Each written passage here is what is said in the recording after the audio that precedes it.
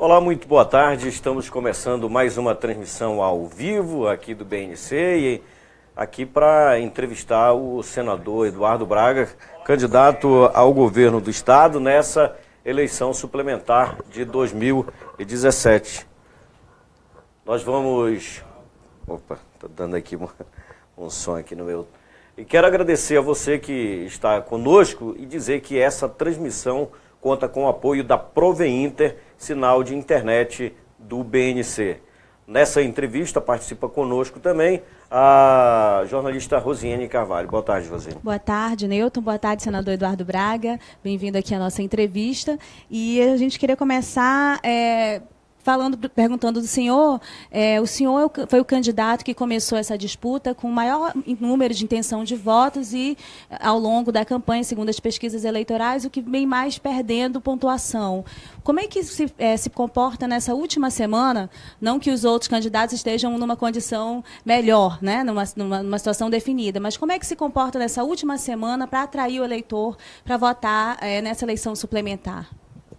Bem, eu quero dizer que o Amazonas está acostumado já com a manipulação das pesquisas. Uma coisa é quando nós temos pesquisa fora de período eleitoral, onde os contratantes ou os contratados não estão a serviço de campanhas políticas. E aí os resultados, via de regra, são verdadeiros. O que a gente tem visto é, na realidade, cabos eleitorais se transformarem em pesquisadores, não é? Eu não dou muita importância a isso. Eu dou importância à campanha olho no olho, à conversa com o eleitor, ouvir, ver os problemas. Eu sou daqueles que acredito que o que os olhos não veem, o coração não sente. E se você não sabe do problema, você não tem como priorizá-los. É por isso que eu consegui, em apenas 4 semanas, visitar 50 municípios do estado do Amazonas. Portanto, eu sei o que realmente está acontecendo no nosso estado. Eu conversei com as pessoas, eu ouvi as pessoas, eu vi os problemas. Eu posso dizer a você coisas que talvez você não saiba. Quer ver? Você sabe que tem um GM3 em Lábrea que está fechado há 2 anos? Você com certeza não sabe. E a SEDUC nada fez para resolver os problemas. E os alunos do GM3 de Lábrea estão amontoados numa outra escola. Não sei se você sabe, mas em Humaitá tem uma escola de tempo integral que está em construção há 7 anos. E os alunos não têm escola de tempo integral. Eu também não sei se você sabe que em Itacoatiara tem uma escola de tempo integral há 7 anos em obra que está praticamente pronta.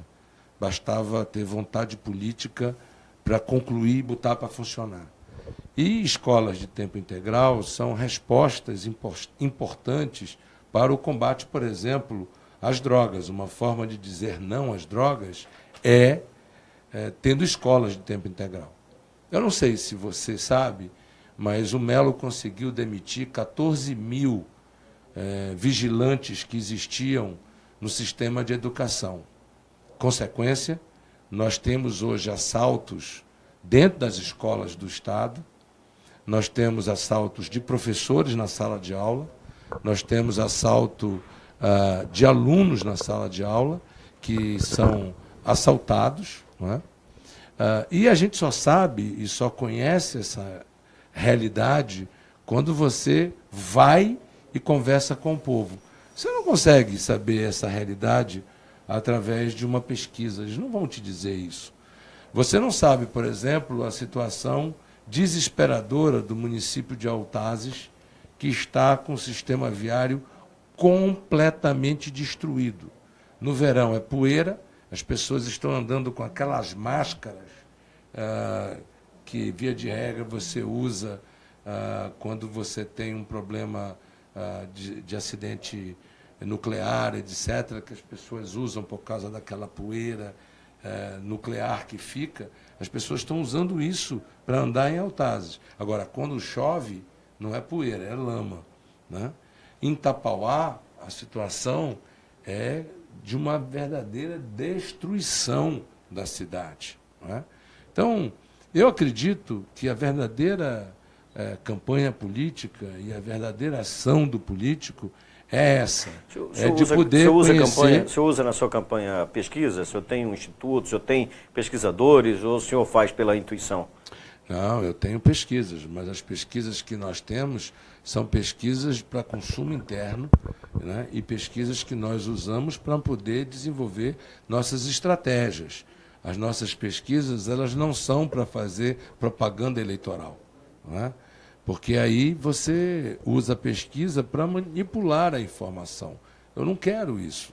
O que eu quero é ter a informação qualitativa de como as coisas caminham e ter as informações quantitativas. Mas a verdadeira informação que literalmente interessa a um representante do povo, e eu, antes de candidato, sou senador da República, é de você saber a realidade de como está a situação da saúde, que está um caos, da segurança, que está um caos, do desemprego na capital e no interior, que está desesperadora, a questão, por exemplo, da educação, que eu acabei de falar, que nós estamos perdendo qualidade na educação, né? O risco que a UEA vem correndo, dito pelo próprio reitor da UEA, e eu tenho ouvido isso no interior do Estado. Portanto, o que eu quero dizer é que, para mim, essa campanha tem sido um momento de muito aprendizado, de muita compreensão das dificuldades e dos desafios do nosso povo. Só para aproveitar essa sua fala em relação ao que o senhor pontuou, falando aí, você sabe do GM, você sabe de Altazes, você sabe disso. Como é que o senhor consegue traduzir isso num discurso voltado para o eleitor? Que isso, por exemplo, o senhor não vai ter tempo de falar numa propaganda de pouco mais de 2 minutos. Senador, só para acrescentar na mesma pergunta, teve nessa campanha, o senhor falou que veio 50 municípios em 2 semanas? Não. Isso? Não, peraí, não é assim. Em 4 semanas... 4 semanas. Nós fizemos 4 finais de semanas, 4 vezes 3, portanto, em 12 dias, nós fizemos 50 Tudo municípios. bem. Teve alguma situação que o senhor se deparou e que está mais complicada do que o senhor imaginava no interior do Estado? O senhor relatou aí uma série de coisas que, segundo o senhor, foi aprendizado. A segurança no interior do Estado é algo que o povo está efetivamente abandonado, porque as delegacias estão completamente desestruturadas, a Polícia Civil praticamente inexiste no interior do Estado. Quem toma conta da delegacia são presos que vigiam a delegacia. Pouquíssimos policiais militares completamente sem condições de trabalho. Eu encontrei policiais militares que estavam usando camiseta porque não tinham conseguido comprar a farda. Então, estavam usando camiseta, com colete à prova de bala por cima de uma camiseta.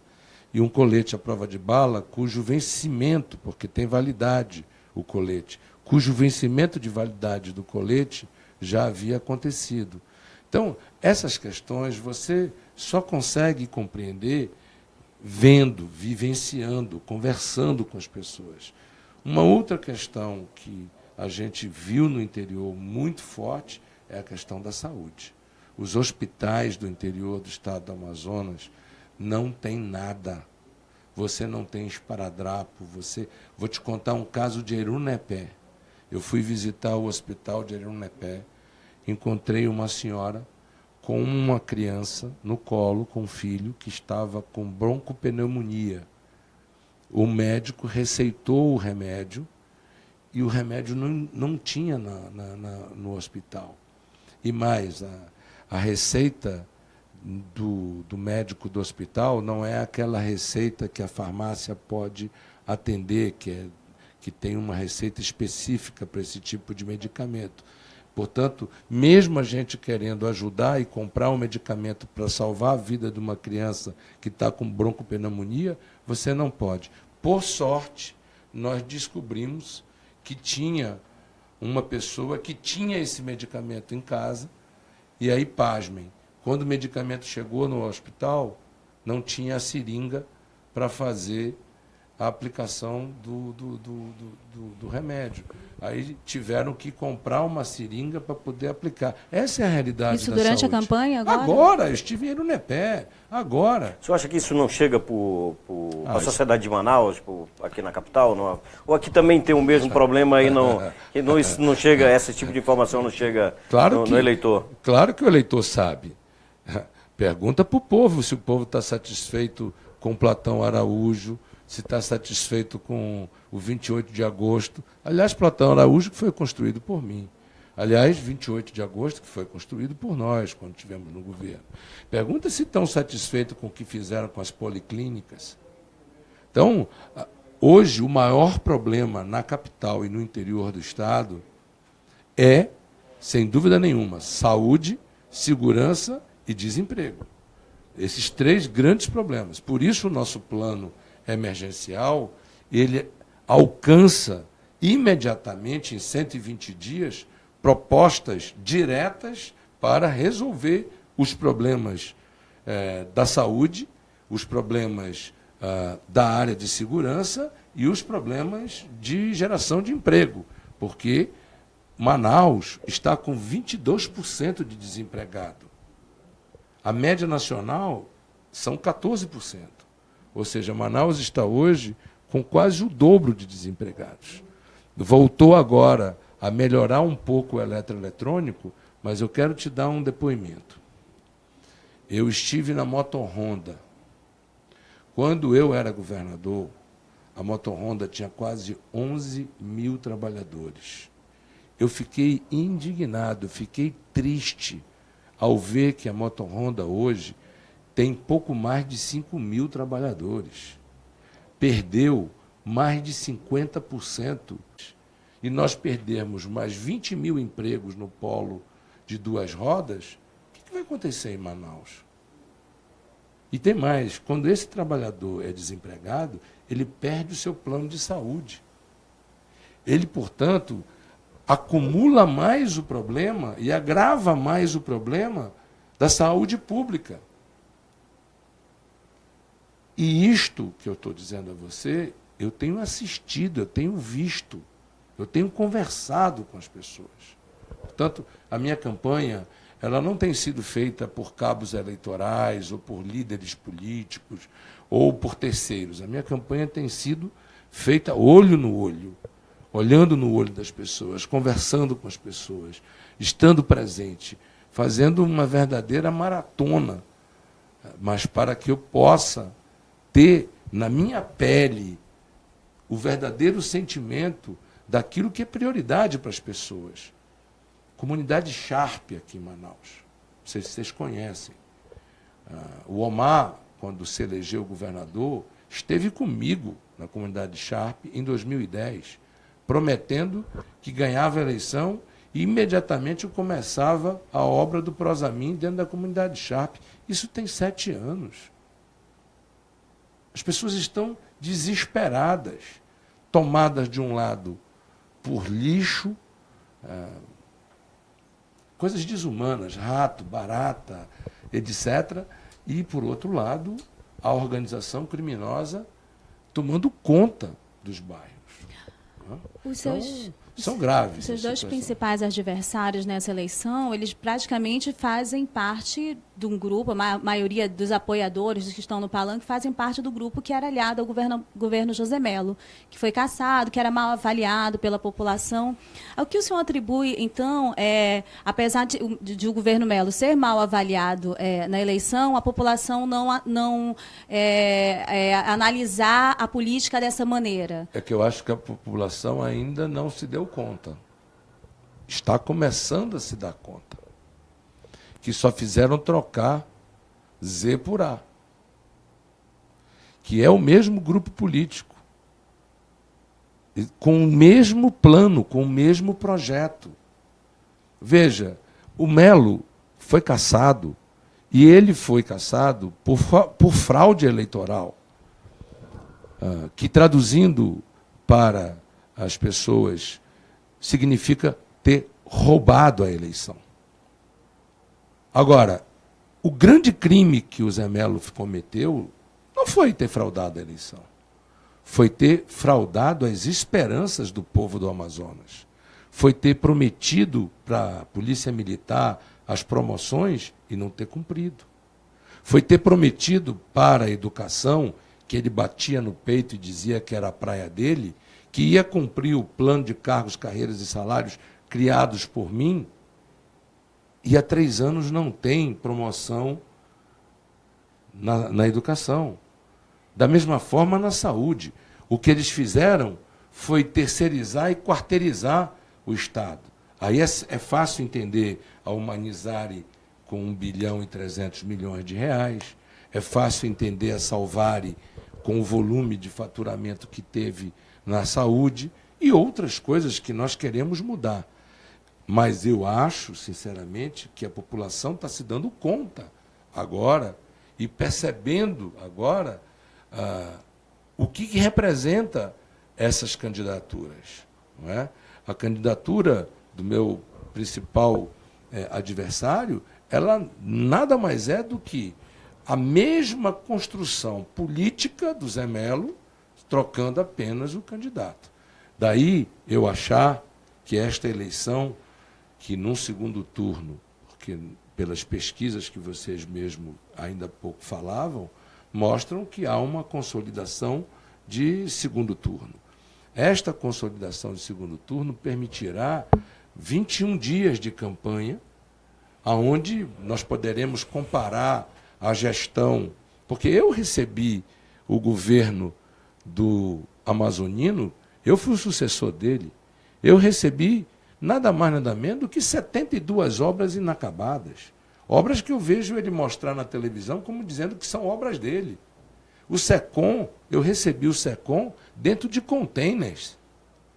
Eu tive que suar muito com uma equipe muito competente para poder aprontar o SECOM, que, aliás, até hoje, os 7 anos que depois que me sucederam, tem andares inteiros que ainda não foram colocados para funcionar dentro do SECOM. Os CAICs que o Amazonino fez são completamente diferentes dos CAICs que estão funcionando hoje, porque nós aumentamos a complexidade do atendimento, colocamos especialistas, ampliamos, reformamos os CAICs, demos uma outra dimensão aos CAICs, colocamos os CAICs e os CAIMs na média e na alta complexidade, com geriatria, cardiologistas, etc.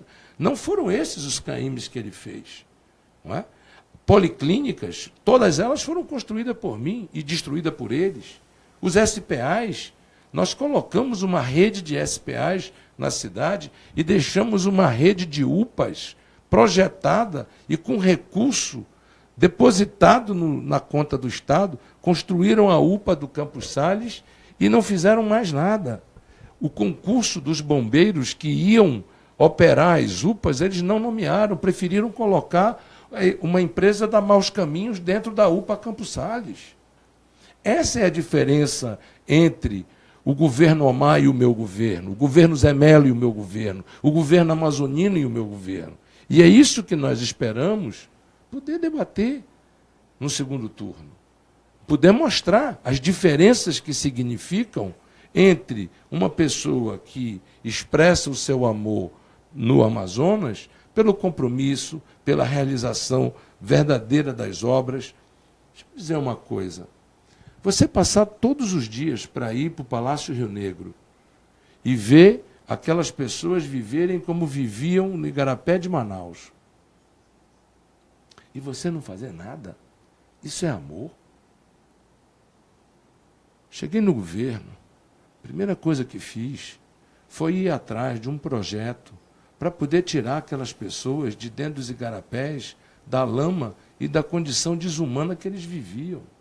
Eu encontro hoje essas pessoas pelos bairros, elas me abraçam e me agradecem, me emocionam. Foram 40 mil famílias que nós tiramos de dentro dos igarapés de uma condição absolutamente degradante.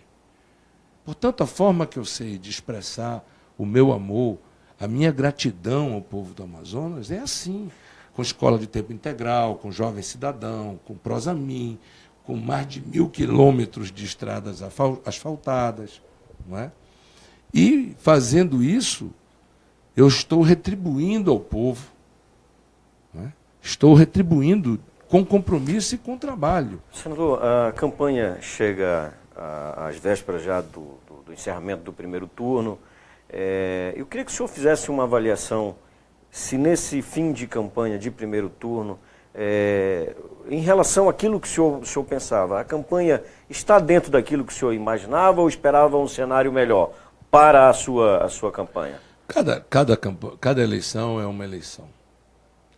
O que nós estamos diante é, de novo, de uma eleição em que você tem, de um lado, uma candidata que é apoiada pelo governo do Estado, portanto, com a máquina pública, que está tendo um debate público sobre isso, já virou, inclusive, manchete nacional, já há manifestações, inclusive em carta pública que o prefeito fez. Por outro lado, a prefeitura não está fazendo nada diferente. Está obrigando as pessoas a colocarem adesivos nos seus carros, obrigando cargos comissionados a fazer bandeiraços, a virarem cabos eleitorais. Ou seja, o que eu não esperava era ver repetido o abuso de poder, novamente, que aconteceu na eleição de 2014 e que acabou levando à cassação do Zé Melo. O Melo foi cassado exatamente pela forma abusiva como ele usou a máquina pública e usou de falsas promessas para a população. A sua equipe jurídica está monitorando essas ações todas? O senhor foi o responsável pelo processo que cassou o governador José Melo e tem uma série de outros processos que ainda tramitam e multas também que foram aplicadas a ele, né? Todos movimentados, apresentados pela sua coligação. E o senhor tem uma equipe jurídica que é muito elogiada nesse sentido. Estão monitorando novamente todas essas questões em relação ao uso da máquina? Nós estamos fazendo o que podemos, né? É óbvio que uma eleição curta e com os recursos escassos, porque esta eleição você basicamente trabalha com recurso próprio ou recurso do fundo partidário, você não tem outra fonte de recurso. Então, eu, por exemplo, tenho tido muita dificuldade de recursos na campanha. Você vê que a minha campanha é uma campanha muito mais pobre do que as outras campanhas dos meus adversários. Eu tenho companheiros meus no interior que ficam pedindo material de campanha. Eu digo, meu parceiro, o material de campanha é você dizer, vota no 15 e explicar o nosso plano de governo, porque eu não tenho condições... Como é que o senhor está se deslocando no interior? Que custo é esse? Quem é que vai não, pagar? Quem está pagando é o nosso fundo partidário que está pagando. Nós estamos voando só de aviões tipo hidroavião, King Air, etc.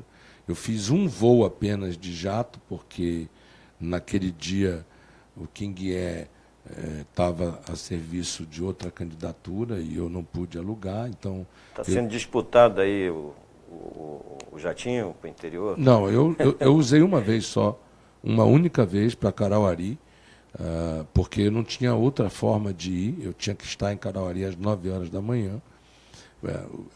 O preço da hora do King Air é a metade do preço da hora de um jato, e eu tenho voado de King e de Caravan, né, que é muito mais barato do que...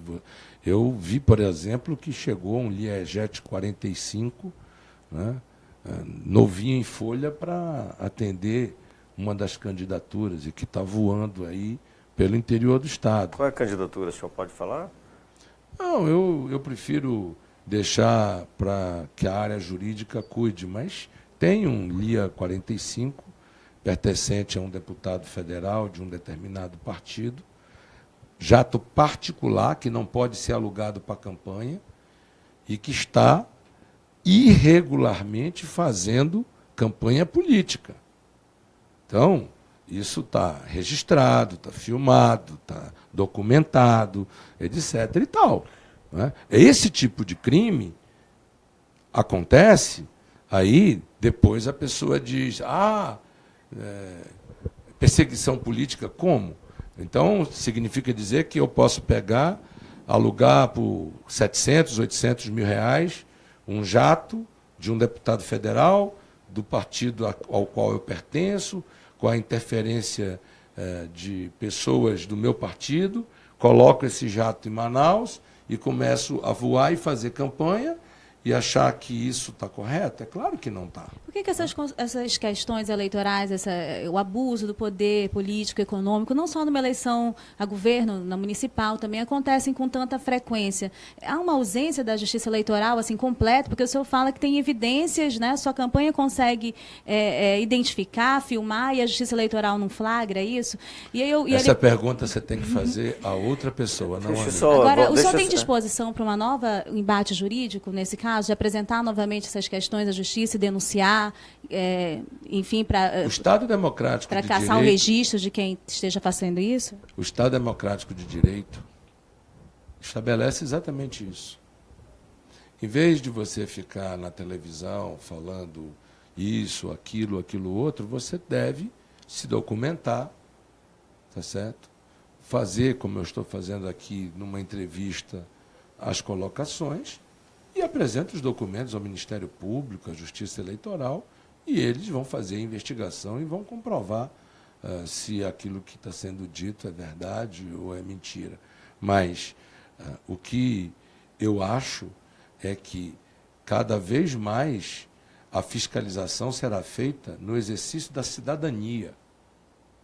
Cada um que nos assiste nesse momento tem o direito de pegar o seu celular, pegar...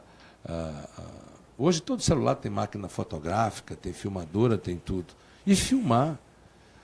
Eu tenho recebido inúmeras denúncias pelo WhatsApp. Tudo isso está indo para o jurídico.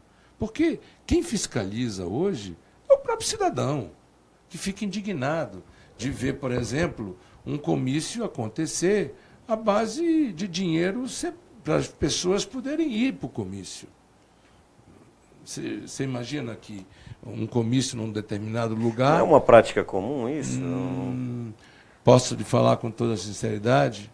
Eu nunca fiz isso. Não é por pureza, não é por ser melhor ou pior do que os outros, é porque eu sempre achei que isso é uma prática, sabe... Primeiro, na minha pouca experiência de 35 anos de vida pública, eu acho que isso é ineficiente. E, de outro lado, eu acho isso um ato de desrespeito para com a democracia. Então, eu faço um esforço enorme.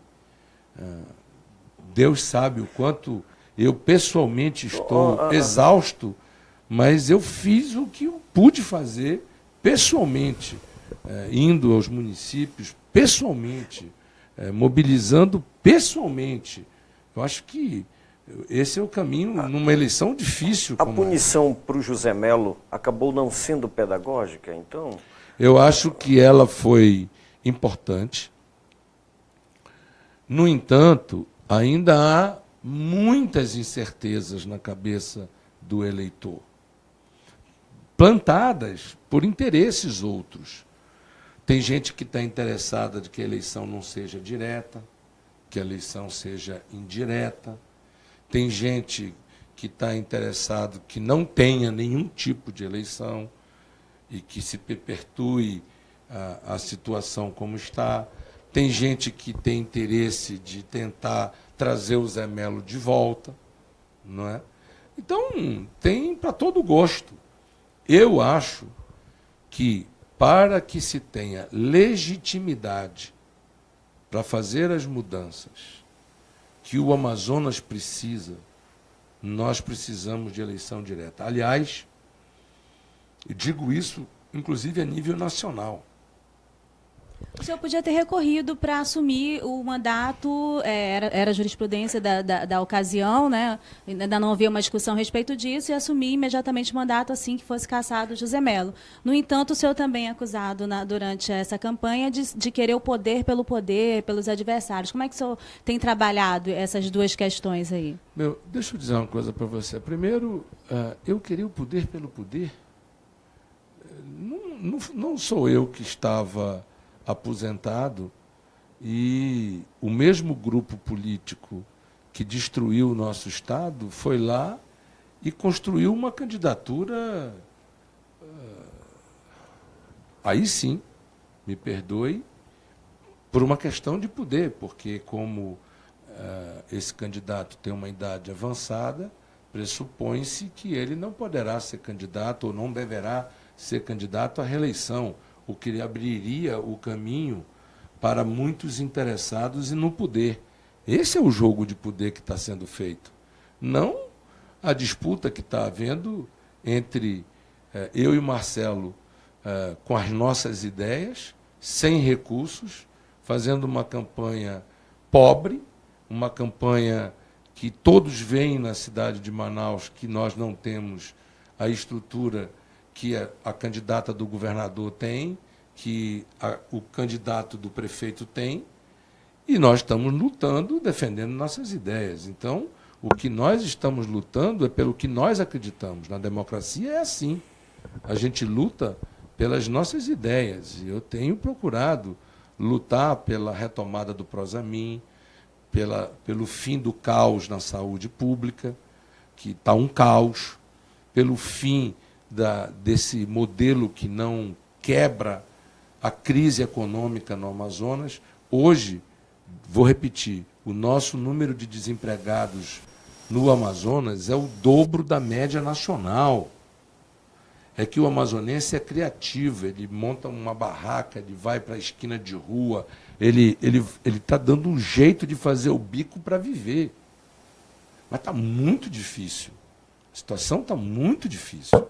E poderia ser diferente.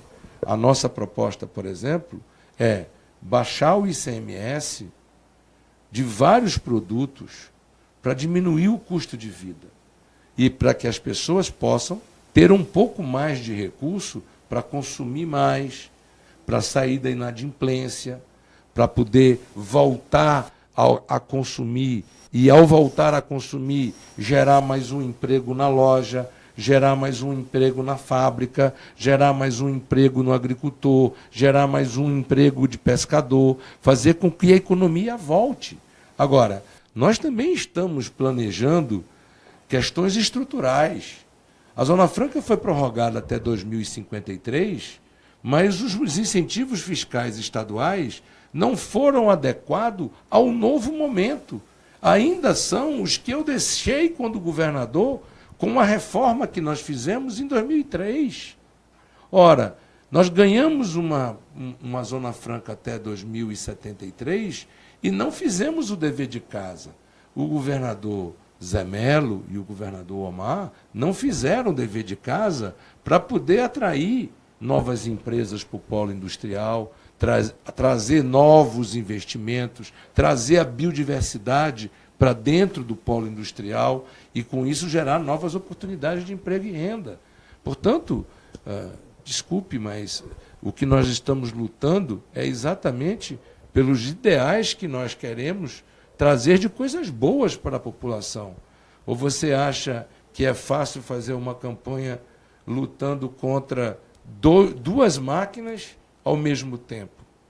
Você acha que é fácil você, em 12 dias, percorrer o estado todo e visitar 50 municípios?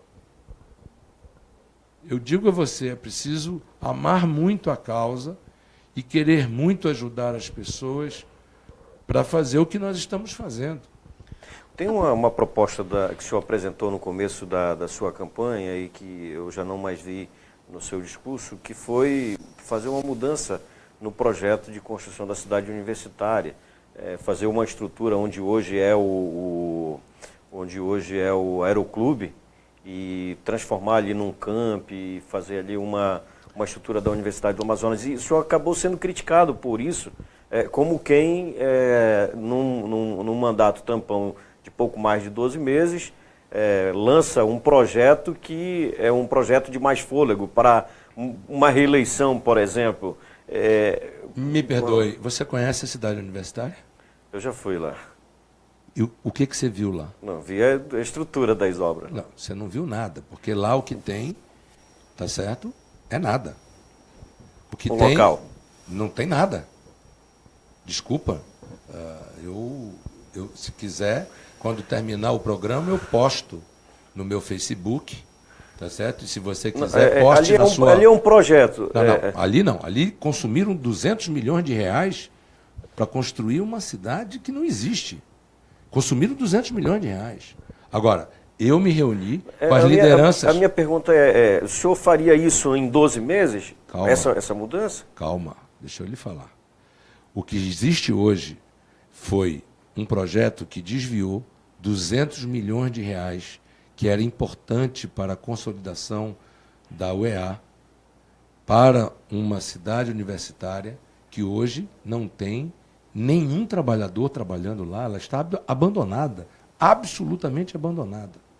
O que tem lá é um esqueleto de obra abandonada. Mas milhões e milhões de reais foram desviados para aquele projeto. Então, o que eu tenho dito? Reuni com todas as lideranças da UEA, todas. O Clinaldo já deu declarações que nos 2 últimos anos foram desviados do fundo da UEA para outras atividades, nada mais nada menos do que 275 milhões de reais, fora o dinheiro da cidade universitária. Quem iniciou esse processo de desviar o dinheiro do fundo foi no seu governo e depois no governo Omar isso foi ampliado. O senhor acha que tomou uma medida errada naquele momento? Você está fazendo uma afirmativa que não é correta, você desculpa.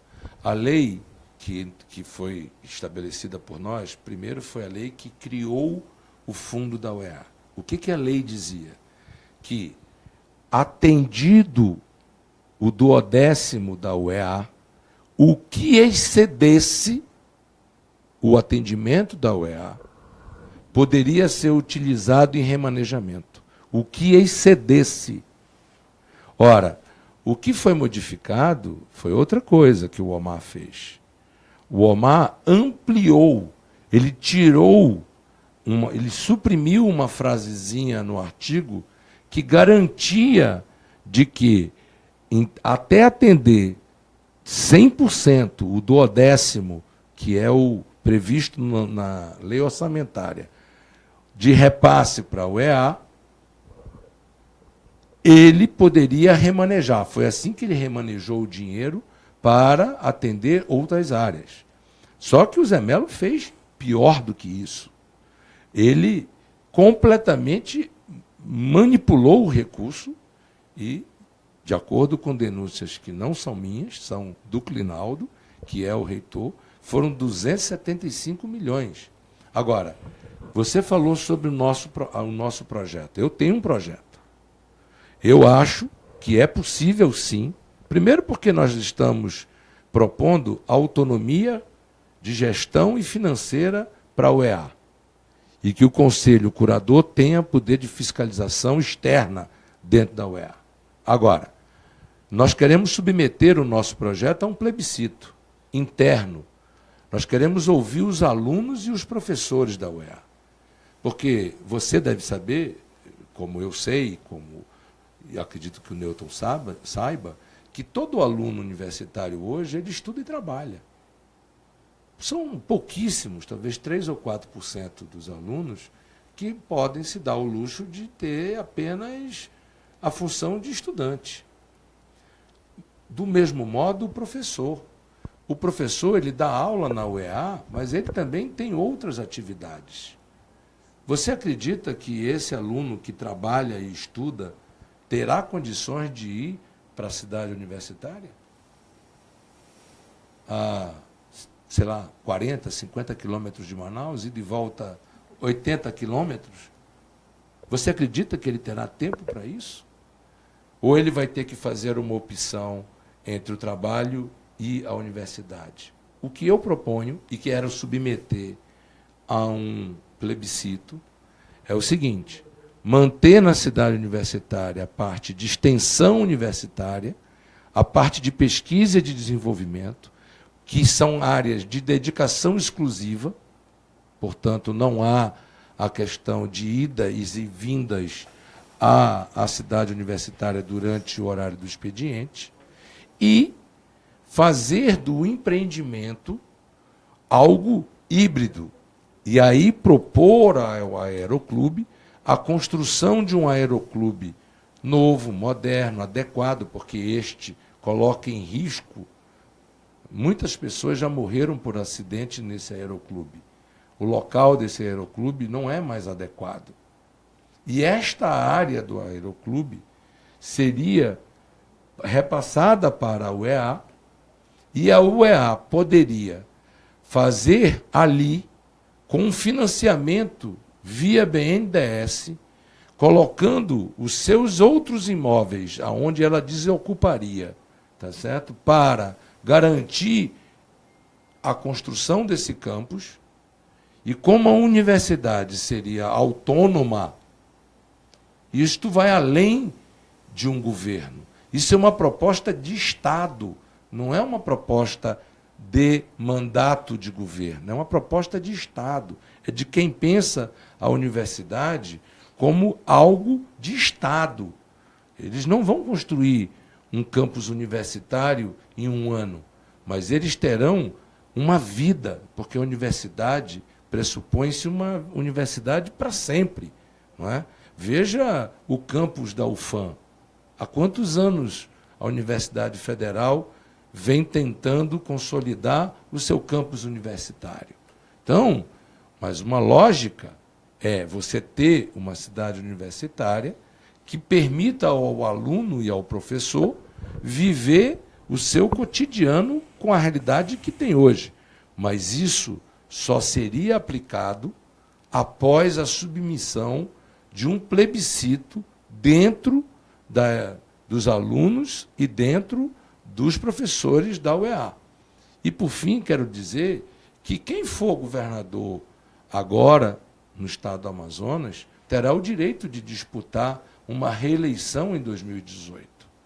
Portanto, nós não podemos ter um pensamento de que temos que fazer um governo estanque. As políticas públicas, elas precisam ser longevas. Foi um crime terem terminado com um jovem cidadão só porque foi criado por mim. Foram 200 mil jovens que perderam a escola de tempo integral que eles tinham, e estão aí os prédios fechados, a tal ponto de que os imigrantes venezuelanos que não tinham aonde ficar foram colocados em um dos prédios do jovem cidadão. Portanto, a pergunta me permite dizer que a diferença entre nós e outros é que nós fazemos propostas de políticas públicas de Estado, portanto, que vão muito além do pensamento de um mandato de 15 meses. O Prosamin, por exemplo. O Prosamin é um pipeline que vem funcionando desde 2004. Eu lamento que ele esteja praticamente abandonado e parado, mas ele era para continuar por mais 10 anos, até 2020. Eu sonho de que nós não tenhamos mais na cidade de Manaus nenhum pai de família, nenhuma mãe de família chorando toda vez que chove, porque a sua casa é invadida pelas águas e pelo lixo. E o Prosamin permite isso. Portanto, é um crime você achar que uma política pública tem que ser interrompida simplesmente porque foi criada por outros. Então, eu teria fechado a UEA porque foi o amazonino que fez? Não. Eu recebi a UEA com 1.800 alunos. Eu entreguei a UEA para o meu sucessor com mais de 20 mil alunos. Essa é a diferença. O senhor falou que seu plano de governo não ignora a possibilidade de reeleição em 2018. A campanha do candidato amazonino Mendes, e ele próprio, em várias inserções na propaganda, afirma que ele não vai concorrer à reeleição e que ele acha que quem está disputando essa eleição, pensando na reeleição, faz um desserviço para o Estado, para o governo do Amazonas. O Arthur Neto, o prefeito Arthur, ao romper com o senhor, né, e apoiar um outro candidato nessa eleição, disse também que ele não tem mais interesse de disputar e achava que não era a sua vez. E criticou quem só pensa toda vez em disputar a eleição. Você acha que isso é uma hipocrisia deste momento da disputa? Eu acho que as pessoas podem interpretar da forma que quiser. Agora, eu não disputei a eleição de 2016 e, humildemente, apoiei a candidatura do atual prefeito. E acho que o PMDB teve um papel preponderante naquela eleição. Agora, no caso do amazonino, a turma do Zé Melo, essa era a exigência para ele poder ser candidato. Você acha que o Omar está apoiando o amazonino por quê? Você acha que o Arthur está apoiando o amazonino por quê? Você acha que o Palderney está apoiando o amazonino por quê? O Silas está apoiando o amazonino por quê? São os mesmos. É o mesmo esquema político. O que nós estamos defendendo é algo novo, é algo diferente, que eu venho lutando e venho fazendo o meu papel democraticamente. Acho que o que está aí não está certo. Acho que deixar a segurança pública entregue à FDN está errado. Que nós precisamos ter coragem de enfrentar e não fazer acordo com o bandido. Acho que deixar a polícia militar abandonada do jeito que está errado. E nós estamos nos colocando com uma opção com relação a tudo isso. Não é?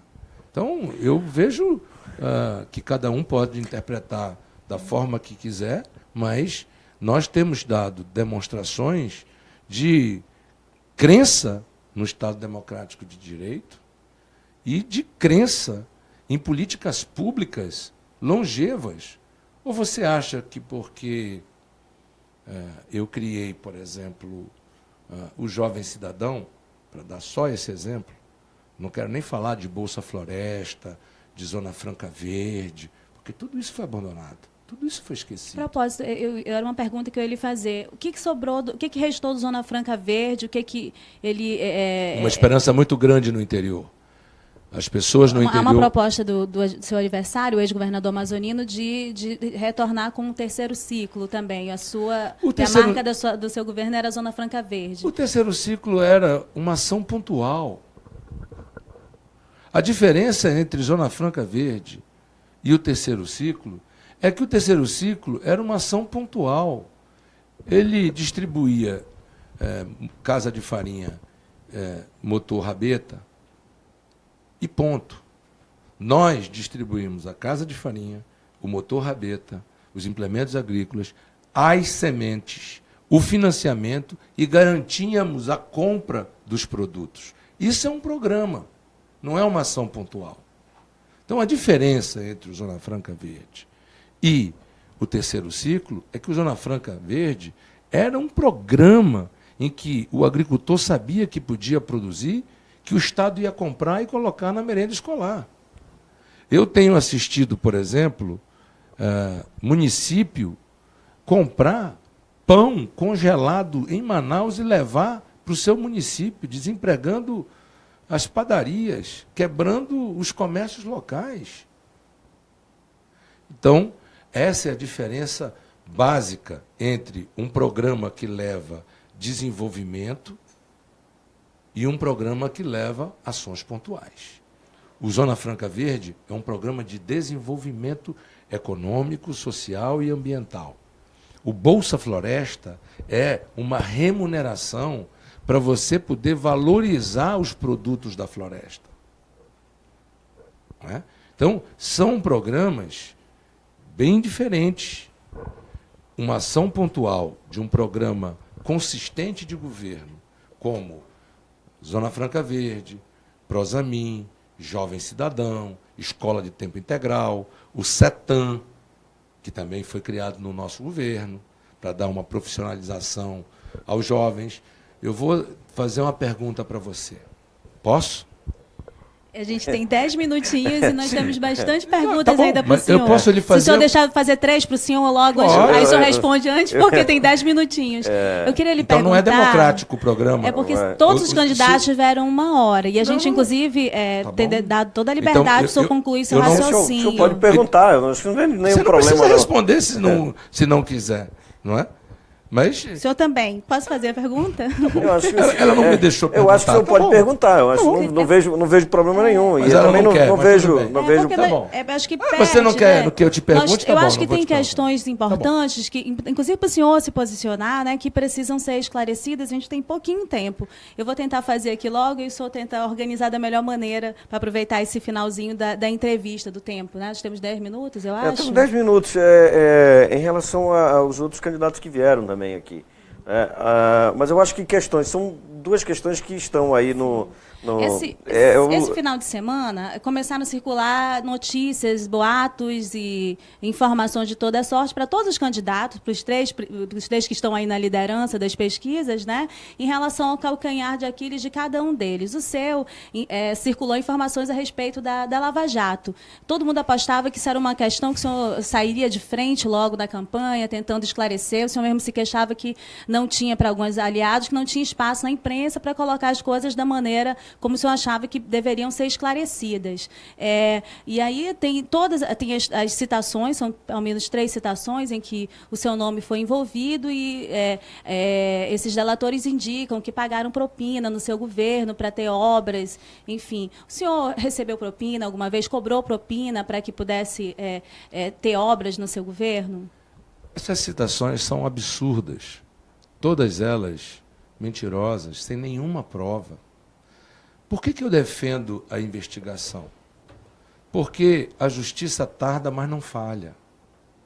Assim como a justiça tardou, mas provou que o Zé Melo fraudou as eleições e caçou e puniu o Zé Melo, eu tenho certeza que as investigações provarão que essas citações, sem nenhuma prova, são mentirosas, de alguém que estava preso e que estava fazendo citação a qualquer custo para tentar encontrar a sua liberdade. Portanto, a minha campanha é exatamente porque quem não deve não teme. E eu respondo essa sua pergunta com toda a naturalidade, toda a tranquilidade. Por quê? Porque o Prosamin está aí há 14 anos. Há 14 anos. Auditado pelo Tribunal de Contas, auditado por auditorias externas. Eu não tive nenhuma participação na arena.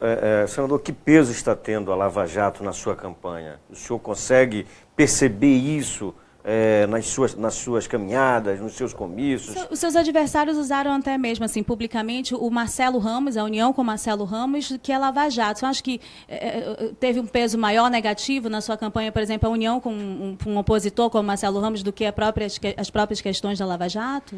Perdoe-me, mas eu e o Arthur nunca estivemos juntos. E nos juntamos na eleição passada porque queríamos poder contribuir de uma forma diferente no processo eleitoral. Na democracia, qual é o pecado que existe entre pessoas que pensam de forma diferente se juntarem para enfrentar uma grande crise? Nós estamos vivendo talvez a maior crise do estado do Amazonas. Eu e Marcelo nos juntamos pensando diferente, mas fortalecemos um programa de governo de forma consistente, que traz questões inovadoras que nós não conseguimos ver na campanha dos nossos adversários, propostas consistentes e com prazos estabelecidos. Nós falamos sobre autonomia financeira e de gestão da UEA. Os nossos adversários falam sobre isso? Os nossos adversários enfrentam a questão da cidade universitária que virou uma cidade fantasma? Não. Então, o que eu quero dizer é que a minha disposição e a disposição do Marcelo foi de despir de qualquer vaidade e reconhecer de que juntos nós poderemos fazer mais pelo Amazonas e mais para vencer a crise que está posta. Eu não vejo que pecado há nisso. E não vejo por que isso incomoda tanto algumas pessoas. E isso, de certa forma, atingiu a sua campanha? Ao contrário. O senhor não se arrependeu de ter escolhido o Marcelo para vice? Ao contrário, o Marcelo é um rapaz talentoso, competente. O Marcelo tem um futuro político brilhante no estado do Amazonas. E as urnas vão ser abertas. Nós vamos ver o resultado das urnas. E eu quero dizer que aqui no Amazonas, tá certo? O amazonino tem muitas coisas para explicar. O Omar tem muitas coisas para explicar. E como outros. Eu não estou me escondendo. Eu estou vindo, às vezes até mesmo em ambientes que eu sei que são patrocinados pelos meus adversários, que têm vinculações muito próximas com meus adversários, mas venho por quê? Porque quem não deve não teme. Candidato, em 2000... Agora eu já virei candidato, tá bem. E senador também, enfim. Em 2014, quando houve a eleição, muitos aliados seus, inclusive, fizeram críticas a respeito da sua postura política, acusando o senhor de arrogante, de ser uma pessoa que não sabe lidar com críticas, não gostava de responder a perguntas para jornalistas. Mudou? O Eduardo Braga de antes mudou para o de hoje? O que mudou no senhor? O senhor acha que não foi preciso alterar nada na sua personalidade? Eu amadureci. Eu tenho 56 anos hoje. Eu sou um homem muito mais maduro, muito mais vivido. Mas o que eu percebo é que, às vezes, as pessoas querem confundir ser enérgico com ser grosseiro. Eu, por exemplo, sou uma pessoa enérgica. Eu não admito que falte seringa num hospital se o Estado tem dinheiro. Eu não admito que falte medicamento num hospital. Se eu tiver que ser duro, é você. Porque eu estou ali agindo em defesa do povo. Sabe? Ser duro para fazer o enfrentamento com o crime organizado, ter pulso firme e botar ordem na casa, não é ser arrogante. É estar a serviço de construir algo bom para a população. Você acha que uma estrada com dinheiro financiado pelo BNDES, depois de 7 anos, está no quilômetro 30? O que explica isso? O que explica? Falta de gestão, falta de energia, falta de pulso firme. Eu digo a você aqui, com muita humildade, se Deus e o povo me der a chance de ser governador do Estado, na ciranda do ano que vem, nós vamos estar inaugurando a duplicação de Manaus-Manacapuru. Eu sei como fazer. E faço. Como fiz a ponte e deixei ela praticamente pronta para o meu sucessor. Como fiz o Prosamin. Como fiz a estrada da Avenida das Torres, que há 7 anos não consegue ser concluída. E que, se Deus me der a oportunidade, nesses 15 meses de ser governador, nós vamos entregar a Avenida das Torres pronta. Você vai sair daqui da Bola do Coroado e vai sair lá na M010. Por quê? Porque, energicamente, com gestão eficiente, com pulso firme e com vontade política, você faz a diferença. Então, o que alguns quiseram e tentaram foi transformar algo que é a minha virtude em algo negativo, em algo depreciativo. Ao contrário, eu construí 1.600 salas de aula em 8 anos de governo. Os 7 anos que me sucederam construíram 100 salas de aula. Senador, se eleito ao governo, minha última pergunta, prometo. Se eleito ao governo, o senhor acha que tem alguma medida mais urgente que precisa ser tomada? Sobretudo em relação às, eu lhe pergunto, em relação às medidas que foram tomadas pelo governador interino, Davi Almeida. Ele tomou algumas medidas que mexem com o orçamento, né, com a questão do exercício fiscal, que foi discutida pela oposição, por pessoas, inclusive deputados que lhe apoiam. O senhor acha que alguma medida dessa prejudicou o orçamento de quem vier governar no ano que vem? Alguma medida mais urgente a ser tomada já no final do ano? O que tiver que ser feito, será feito. A primeira providência é acabar com os contratos que não são corretos. Por que o Manizari, depois de 8 meses, praticamente, de se revelar uma chacina e se revelar o montante de quanto ela recebia, ela é devedora do Estado, ela não paga ao Estado o que deve e continua recebendo dinheiro. E o contrato não é rompido, não é denunciado. Essa era uma medida mais urgente?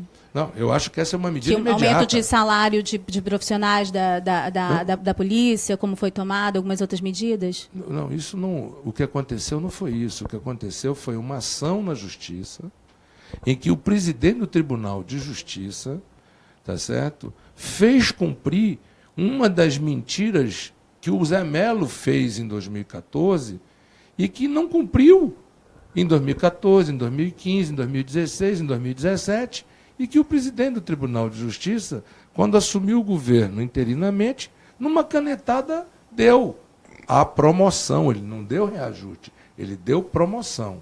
O que eu quero dizer ao policial militar e a todos é que a database que foi criada no meu governo, 21 de abril, voltará a ser a database, não só das promoções, como dos reajustes. No dia 1º de março é a database de reajuste de promoção para os professores. E a database da saúde também será obedecida. Portanto, o que nós vamos fazer é cumprir a lei. E o que nós vamos fazer é romper os 30% que nós temos de custeio, que é custeio de nada. Você é mulher, você vai entender bem o que eu vou falar. Você tem ideia do que é ter um mamógrafo? Você tem ideia do que é ter um mamógrafo instalado num hospital e você ter um problema de mama e você não poder fazer seu exame? E, no entanto, a empresa contratada para fazer isso continua recebendo todos os meses e você correndo o risco de ter um câncer não diagnosticado e morrer? Isso acaba no dia seguinte. Isso acaba no dia seguinte. Você ter 45 mil pessoas esperando por um laudo de ultrassom, entre eles ultrassons abdominais, ultrassons transvaginais, que não são laudados, e a empresa recebe como se tivesse laudado. Portanto, o que nós queremos é trazer o Amazonas de volta para o caminho certo. Nós acreditamos que nós podemos fazer o controle da máquina pública e o controle do custeio para poder baixar o ICMS de vários produtos, exatamente assim, acabando com contratos de vento, acabando com contratos faraônicos e fazendo com que as coisas acontecessem. Na minha época, a receita corrente do Estado era 8 bilhões de reais. Hoje são 16 bi, é o dobro. Eles não construíram novos hospitais, não construíram novas escolas. Aonde foi esse dinheiro? Aumento do custeio. De que forma? Com a terceirização e a quarteirização. E mesmo assim, tem muita gente que está com meses que não recebe salário. Senador, a gente já ultrapassou aí, para não ser injusto com os outros candidatos que vieram aqui. A gente quer agradecer e eu quero também aproveitar esse tempo ainda para agradecer as pessoas que comentaram aqui e dizer que o senhor tem um fã-clube muito grande. O Eric Mota aqui colocou um hashtag vai Dudu, hashtag Tem Jeito, comentou muito durante toda a transmissão. Meike Faria, hashtag Tem Jeito 15. Stanley Alvarenga. Adam Lopes, repetiu seu número várias vezes. Dia 6 é 15.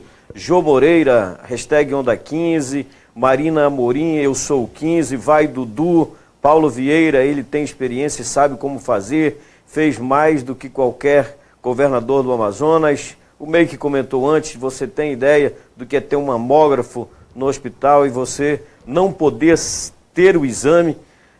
Que mais? Rita Maria Leão, eu acho que você é primordial para o Amazonas.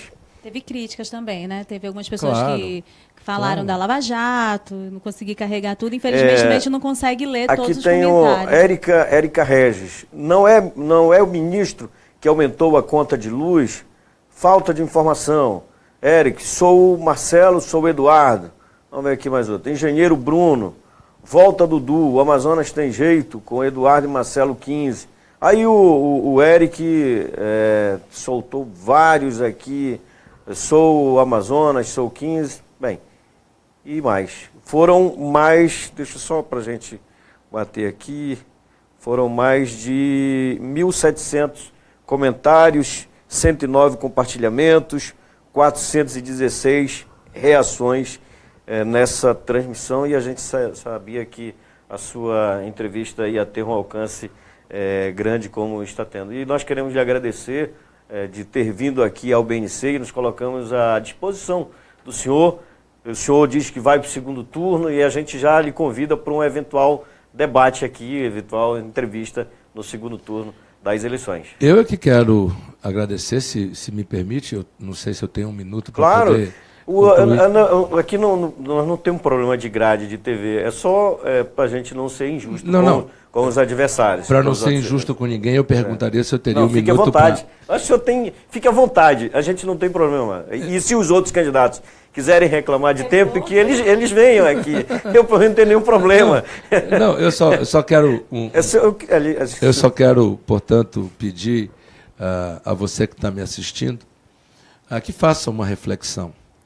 A razão pela qual nós estamos tendo uma eleição em 2017 é porque o governador que se elegeu em 2014 foi julgado pelo TRE, pelo TSE e pelo Supremo com a condição de alguém que fraudou as eleições. E por isso as eleições estão acontecendo.